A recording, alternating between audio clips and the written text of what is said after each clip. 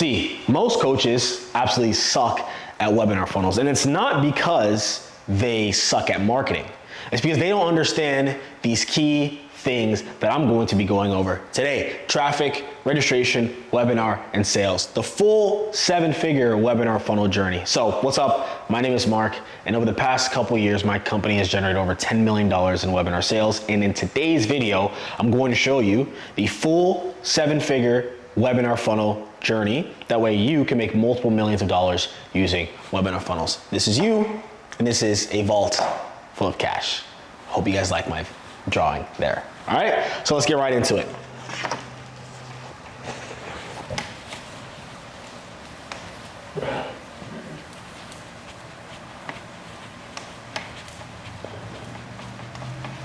By the way, don't cut anything. This is all rolling.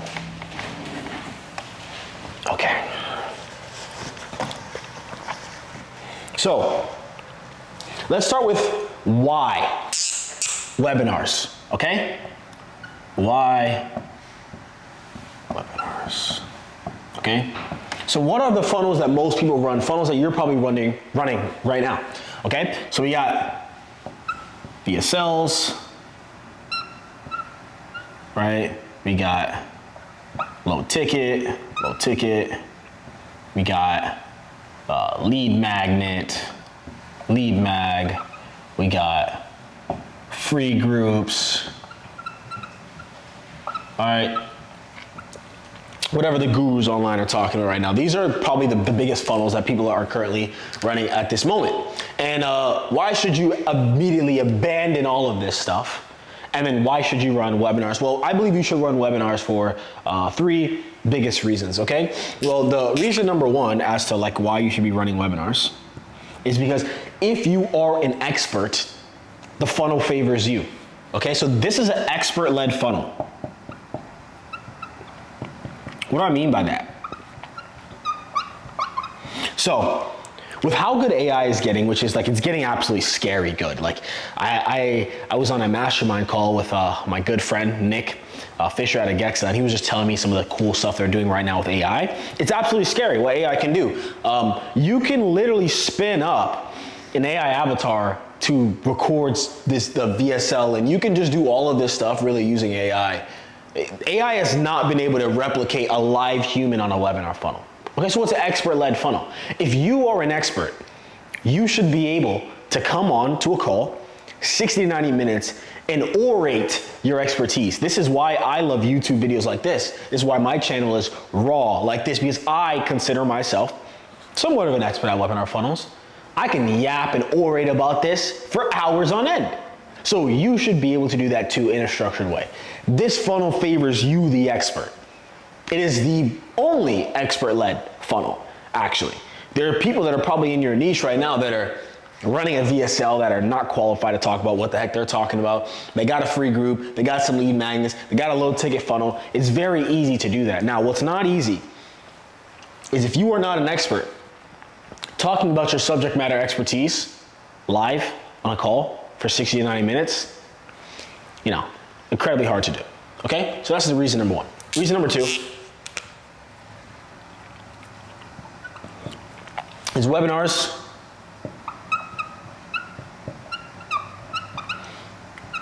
install goodwill into the market, into your market. What does this mean? Okay, well, most funnels that people run nowadays, actually, let me stop uncapping this. This is gonna be difficult for me. Most funnels that people, Cameron may laugh. Most funnels that people run nowadays on the internet, they extract goodwill from the marketplace, okay? So we ask our customers for money every single day, okay? These VSLs and the low ticket funnel, you're literally asking them to pay you money, right? VSLs, it's a long sales argument where you're just gonna pitch them. Free school communities, everyone's in a free group, it's just another pitch fest. Lead magnets, it's a free resource to then pitch them. They're all extracting goodwill from the marketplace. Webinars, you install goodwill into your marketplace, right? By educating your audience on whatever your subject matter expertise is. I find it the most fascinating exchange of value. This is the only funnel that actually pours into the marketplace instead of extracts from the marketplace. Because genuinely, I've joined webinars where I've learned something. Maybe I didn't purchase the product, but I genuinely did leave with my mind change, with learning something. And if you think about some of the, whatever space that you're in, if you're an entrepreneur, if you're a business owner that's making $100,000 per month or more, and you're thinking about the competitors in your market that are making multiple millions of dollars, chances are, I would bet they've ran webinars before. This is how people, really get to know the big players in the market, is by the webinar funnels that they run. I mean, let's think about all the big players in most markets, right? Grant Cardone in the real estate market, right? Let's go in the trading market. I mean, there's so many trading. Timothy Sykes, he ran webinars for a long time. And if you don't know who these people are, just go ahead, do a quick Google search. You'll find them out. And they've ran webinars, live or automated. Some of them are automated now, to be fair, but they did run them live at one point, okay? Webinars install goodwill into the marketplace. Then number 3.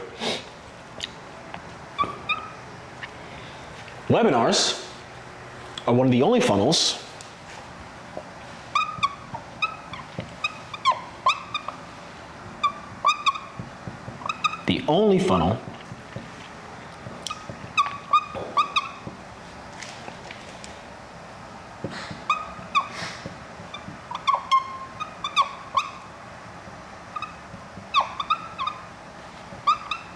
that you can reuse marketing material. What do I mean by this? Okay? So, because your webinar is inherently valuable, you can then reuse that same webinar in other marketing material. Okay, you can essentially repurpose your webinar to other marketing material, such as it can be a video that's held inside of your course, right? This could be a lead magnet that you give to your audience. You can charge maybe one of your webinars can be a component of your low ticket offer. You can essentially repurpose this one piece of marketing material into many different pieces of marketing material. This is why I absolutely love webinars, for these 3 reasons. Okay, so this is the reason why you should run webinars. Okay, now that you're sold, hopefully that you're sold on why you should run webinars. Now let's talk about the full 7-figure webinar funnel journey that I promised you at the beginning of this video. All right.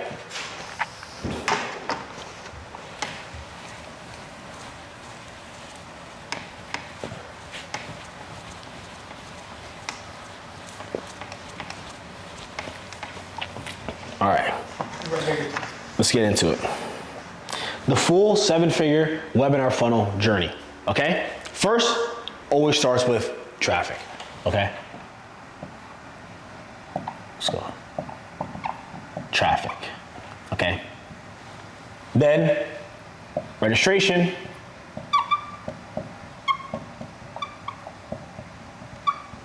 Then, the webinar itself. Then the sales event, right? This is the money. So let's talk about each and every single one of these really quickly, okay? So traffic generation to your webinar. So typically, what we like to do is I like to run ads to our webinars, okay? So let's try to draw an Instagram symbol here really quickly. Did that look like Instagram?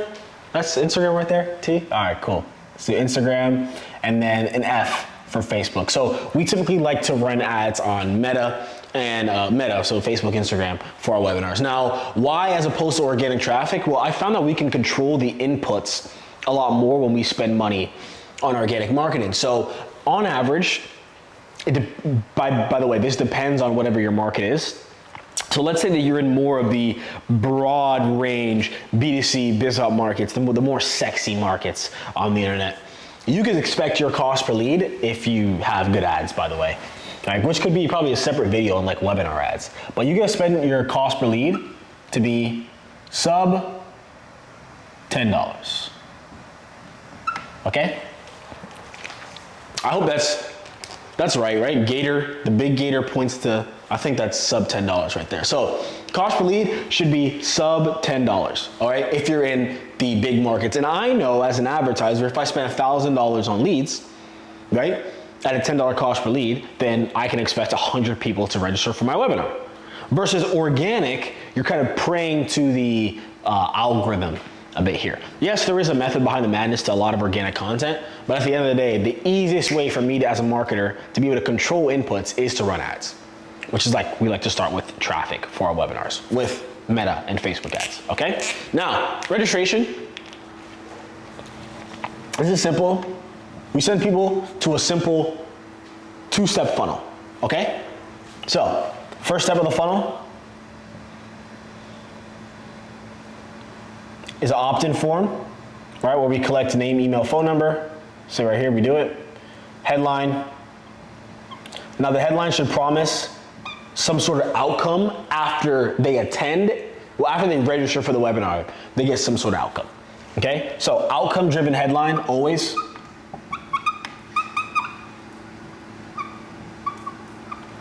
Opt-in page, underneath that, I like to lead with 3 things they're going to learn once they actually show up to the webinar. So what are the 3 things? Distill your webinar down into 3 things, 3 key things that people actually care about, okay? Then give that to them on the landing page, okay? So let's go 3 things here. 3 key takeaways. Let's go key takeaways. Okay, so after we get the 3 key takeaways at the very bottom of the page, I love to leave some sort of testimonials of people who joined your program. If it can be related to this event, that's even better, but 3 testimonials, 4 testimonials, it doesn't matter. Leave it at the bottom of the page, okay? So this page should convert at a minimum of 25%. Oops, I did money. 25%, okay? If 100 people land on this page, 25 of them should then opt in. All right, so the very next step in this funnel is the confirmation page. And this page, I see people mess up the most on their webinars. So they get this right.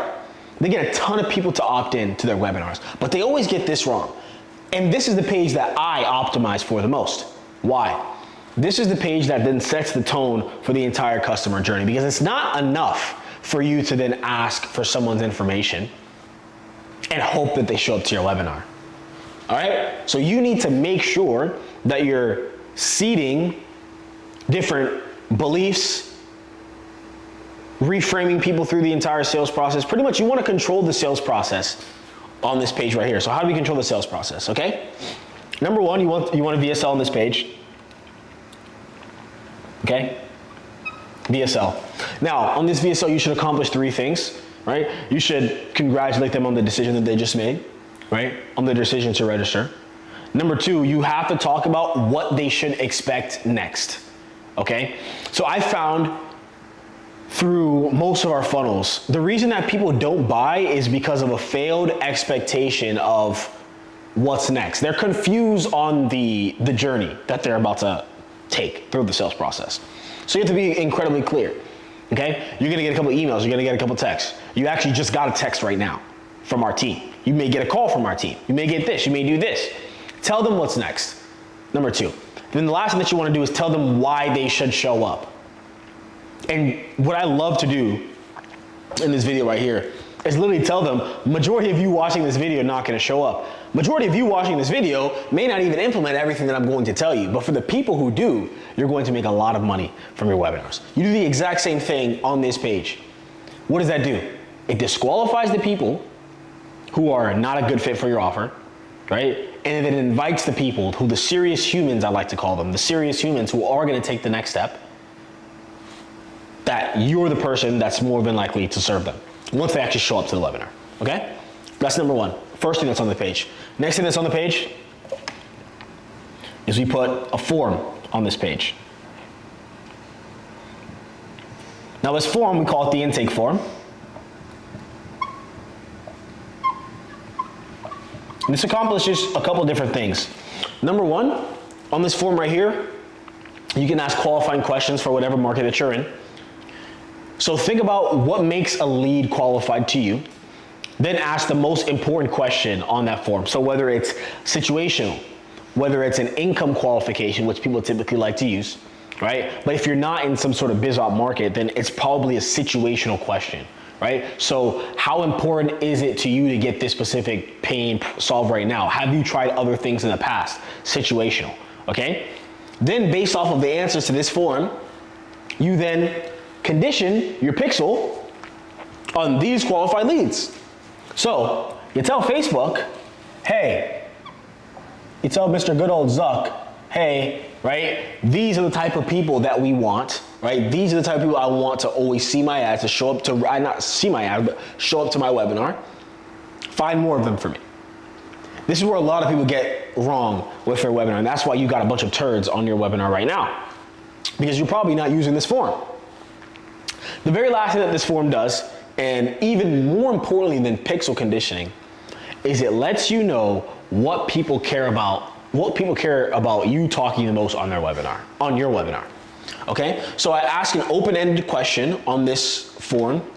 The question typically is something like, what's the number one thing that made you want to register for this webinar? Or what's the number one thing that you want discussed on this webinar? Okay? People are literally gonna tell you the exact problem that they're facing. So what do? You take all this information, all this data,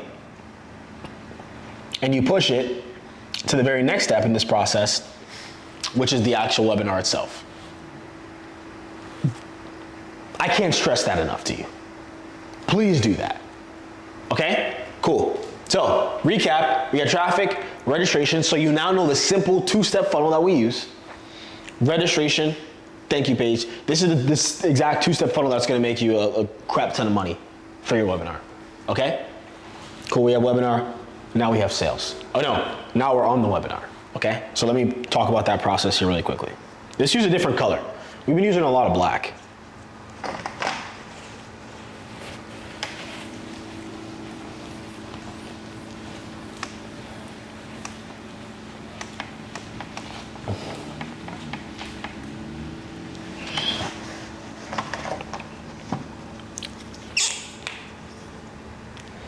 All right, so let's talk about the webinar itself. All right. The biggest things that I see that people do wrong on their webinar, it's typically never what they're teaching. Because if you are an expert, then you're likely very educated on what you're teaching. So I really hardly ever see people get that wrong. Now what they always get wrong is the introduction and the pitch to the webinar, okay? So these are the only two parts I'm gonna talk about here. Maybe I'll have a separate video where I break down our exact webinar structure. But the intro and the pitch are the two biggest levers I see. If anyone always tells me, oh, Mark, my webinar is not converting, I always go, all right, show me the introduction. Show me your pitch. Two biggest levers I like to pull, okay? So, what is typically wrong with each of these, okay? So, number one, the intro. What's wrong is typically messaging.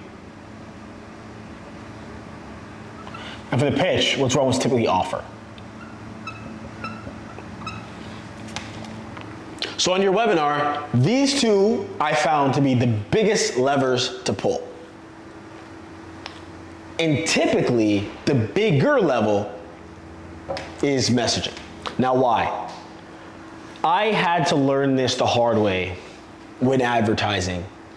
As a marketer, sometimes you look at numbers that you currently have, and then your thoughts are always, okay, so how do I get more people through the funnel? How do I get more people to book calls? How do I get more people to do X, Y, and Z thing?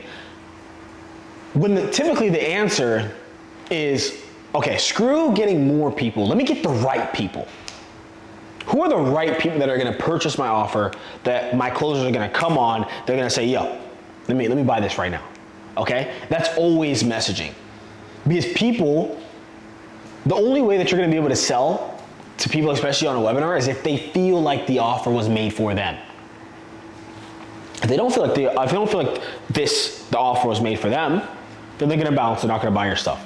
And you want the most qualified people who can obviously think the offer's for them.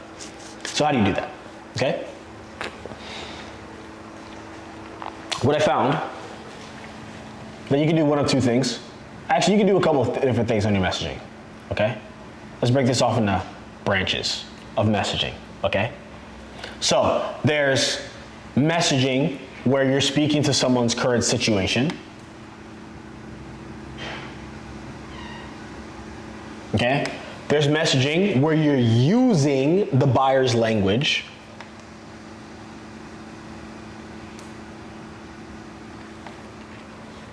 And there's messaging where you're disqualifying people. Okay? So, let me go over each one of these really quickly. So, messaging according to their specific situation. So, whatever the people's current situation is that they spoke about on the intake form, you want to speak directly to that. Okay? So, this is what have they tried in the past before? What other solutions have they tried in the past before that probably would have failed? Okay? This is what are they currently doing right now? Right? This is what are the current problems that they're facing? What is their desired state looks like? This is all situational question. This is all situational messaging, okay? Now, language, okay? So I found that the best hooks or the best pieces of marketing material that we've ever made, generating millions of dollars, is always specific language that your ICP uses on sales calls. So you're gonna take your sales call transcriptions, you're gonna go to Claude or Manus. I like Claude a lot lately. You take that, you're gonna throw it into Claude. Claude's the AI model, if you don't already know. And then you're gonna ask it to tell you the exact language in your target audience's words that they're using on the sales call. It's gonna list it. Then you're literally gonna take that and throw it in your webinar. Simple, okay? Last is DQ. You never want your offer to feel like it's for everyone. For example, the person who's watching this video, I always like to say, my company, we only serve people that are making over $100,000 a month, typically. So if you're making under that, automatically bounce. So if you're making under that, this probably isn't for you. Same exact thing on your webinars. You never want to invite everyone to buy your offer or to think that this is for you. Because at the end of the day, no matter how perfect your front-end marketing is, your traffic generation marketing is, you're still gonna get people through the funnel that are not supposed to be there. So it would probably behoove you, this big word, it would probably benefit you to tell them, hey, listen, this is not for you. Disqualified messaging. Let's get into offer now, okay? So we got messaging. That's how you fix that in your introduction. And the intro is when you typically set the stage for your webinar, okay? Now pitch your offer, okay? So, I think the best explanation of an offer on the internet was 100% Hormozi's value equation, okay? So, essentially, there's value, right? Okay, so, at the top of value of a good offer, you want to increase likelihood of achievement. Which means, how can I get someone to believe that with purchasing my offer, it's getting all of this value, their likelihood of achievement to whatever result they want is high. Likelihood of achievement, you need to increase that, okay? At the same time, you need to decrease risk. So, how can I make my offer as riskless as possible? Remove all risk. And what I found is with risk, how you remove risk from someone is you transfer logistical intensity from them onto you. What does logistical intensity mean? There are steps in a buyer's journey. Once they've transacted with you or before they transact with you, there are roadblocks in those steps that they're gonna run into. And if you can remove all logistical intensity from them onto you, you can make your offer as no-brainer as possible. Think about, let's use Google for example. This is a out there example, but it's gonna make sense when I tell you. So Google, as a search engine, if there was no Google, how would we then have to find information? It was typically through libraries, books, okay? Now, the only information that you could receive is if you were to skim through tons of books, or if you were to ask an expert themselves directly. Logistically intense, okay? What did Google do? They queried all of this information into one database that you can go and then search for an answer. Removed all logistical intensity from the consumer, and now everyone in the world uses Google. Same exact thing for your offer. Remove logistical intensity from your customers as much as possible. The more logistical intensity you can remove, the more the decrease in risk that you pretty much have. Okay? Next, we have time delay.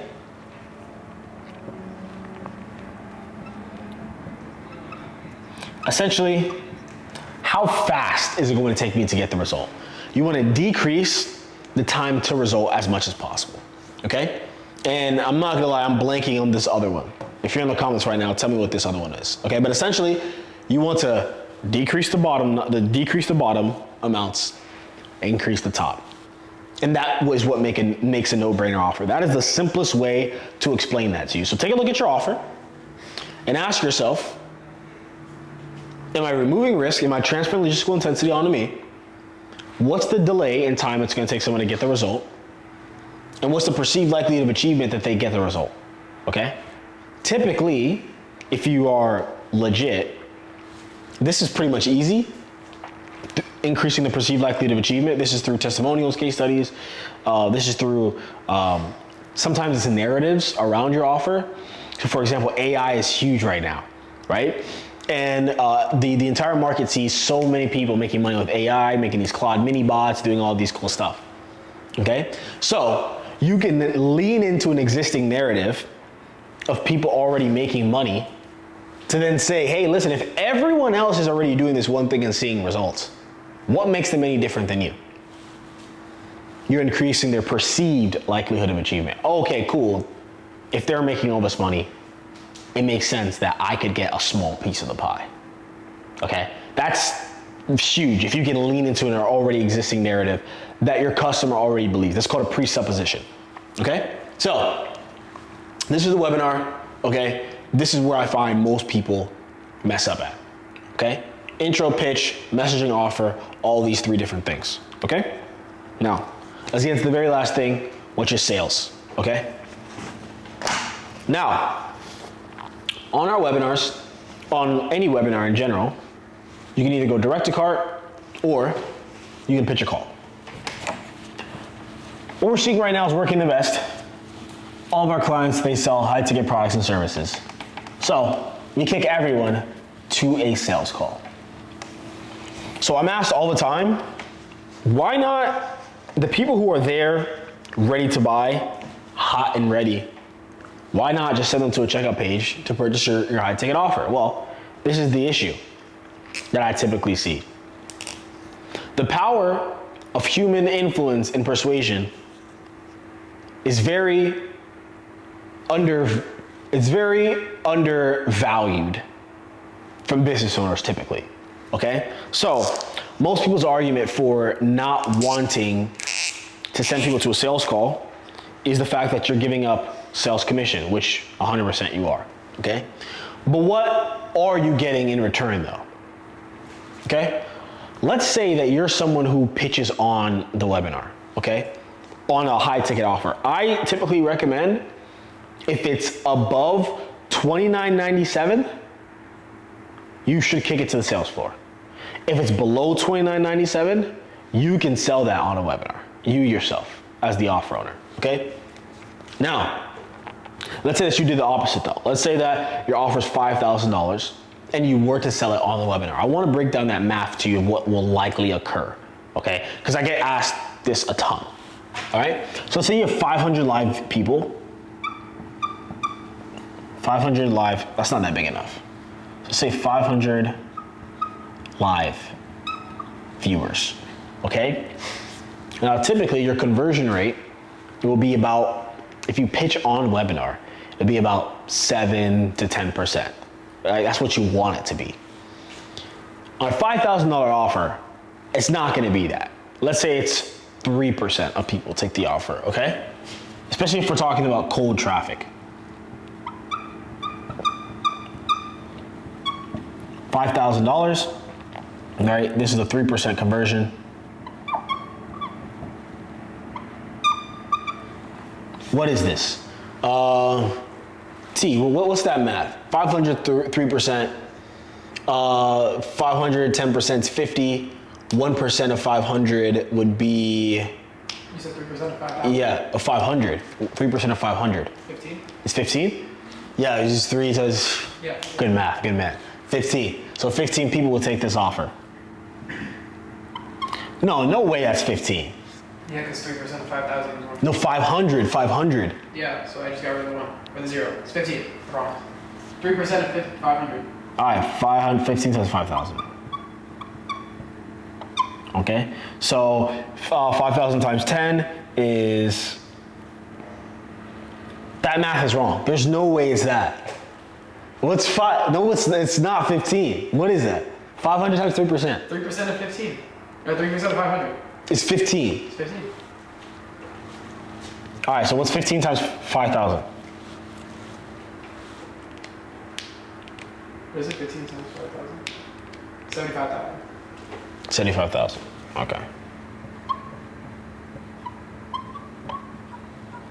Cool. $75,000, right? That's how much you'd make on this webinar, assuming 3% of people took that offer. Now, let's look on the other end, okay? If you have 500 live viewers, instead of a 3% conversion rate, you would get a 20% conversion rate if you had them all book a call. It's 100 sales calls.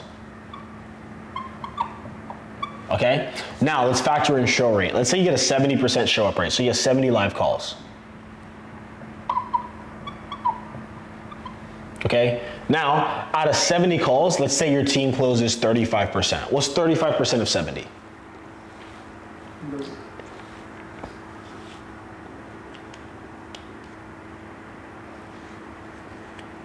That is 24 and a half. 24 and a half. 4.5. Okay, and then times 5,000, what's that? One 122,500. This is why you want to send everyone to a sales call. The math just works out in your favor. You make more money. Simple as that. Okay? So now that we're clear on that you're going to push everyone to a sales call. Okay? Now what happens post-webinar on the back end once the webinar is finished to generate even more sales? Okay? There's 3 things that we've seen work the best, right? If you're trying to generate multiple 7 figures for your business on webinars, okay? So, segmentation.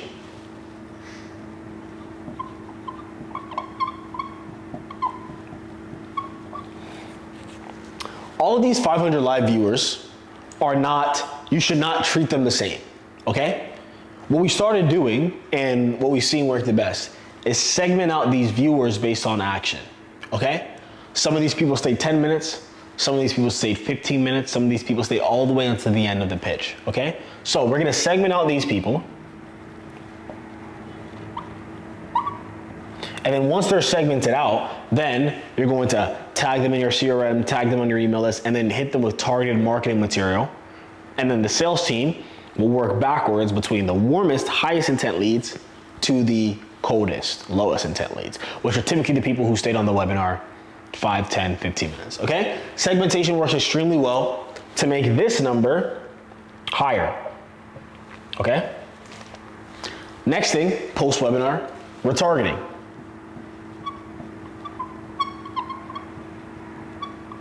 Okay? So, everyone who stayed on the webinar or did not attend the webinar, who did not take your offer post-webinar, we want to hit them with retargeting material, okay? So this is mainly through ads, okay?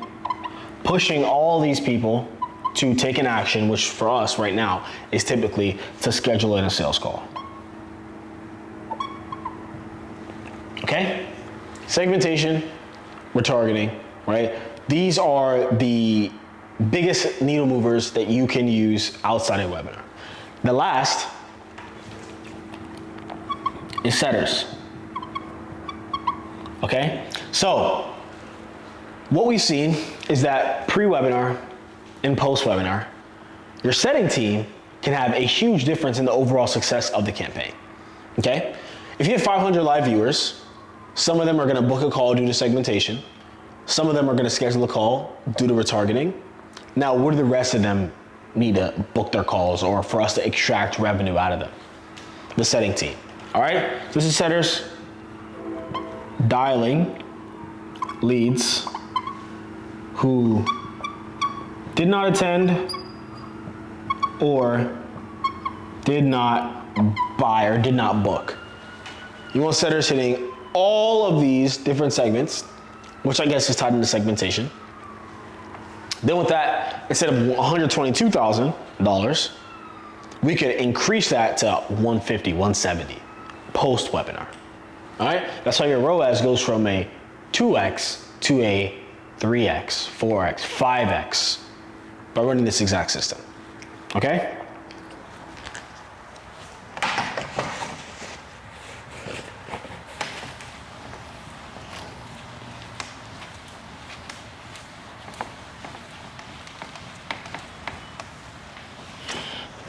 So, quick recap of everything that we just went over. Let's use a different color.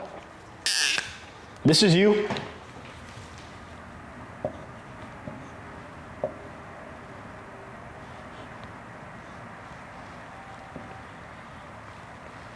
This is you. Okay. Now what's standing in the way of you making multiple millions from webinars? Traffic,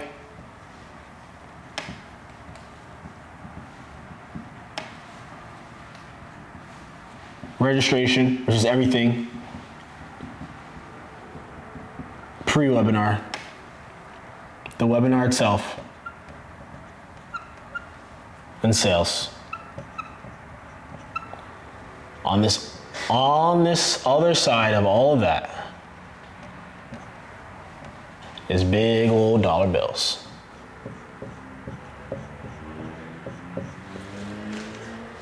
Traffic, registration, webinar sales. This is our 7-figure webinar system. I hope you found a ton of value out of today's video. Hope you're gonna take all of this and go implement it. If you wanna watch another video with a case study for our client who actually made 7 figures from his webinar, click the link in the first description. Watch that, and I'll talk to you guys soon.